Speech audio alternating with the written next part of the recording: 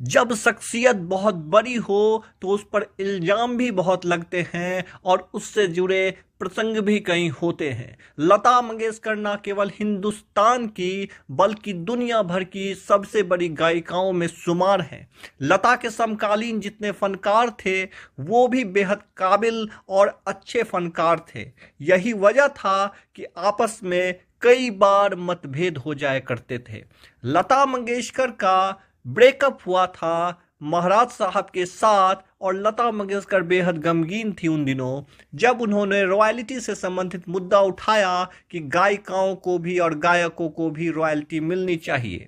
उनके सपोर्ट में किशोर कुमार, मन्ना डे जैसे फनकार थे, लेकिन विरोध में उतर गए रफ़ी साहब। रफ़ी ने कहा कि गायकी एक कला है और इसे इतना बाजारू नहीं बनाना चाहिए।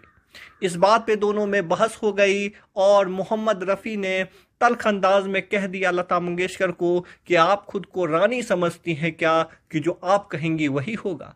इसके जवाब में लता मंगेशकर ने कहा कि जी हाँ, मैं समझती नहीं हूँ रानी, बल्कि मैं हूँ रानी और मैं जो कहूँगी वो होगा। रफ़ी ने कहा कि हो सकता है ये हो, लेकिन अब एक और चीज़ होगी, वो ये कि मैं ताउम्र आपके साथ गीत नहीं गाऊंगा। लता मंगेशकर ने भी जवाब में कह दिया कि आप मेरे साथ क्या गीत नहीं गाएंगे, मैं ही कभी आपके साथ गीत नहीं गाऊंगी। इस तल्खी के बाद जब ये खबर राज कपूर को पहुंची तो राज कपूर का भी लता मंगेशकर के साथ इसी विषय पर बहस हो गया। उन्होंने कहा कि रफ़ी साहब सच कह रहे हैं कि इस चीज़ को इतना बाजारू मत बनाइए। लता मंगेशकर ने कहा कि आप हक मारने को बाजारू होना कहते हैं। इस बात पे 3 फिल्मों तक लता मंगेशकर ने राज कपूर के साथ काम नहीं किया और 4 वर्षों तक रफ़ी और लता ने डुएट गाना नहीं गाए।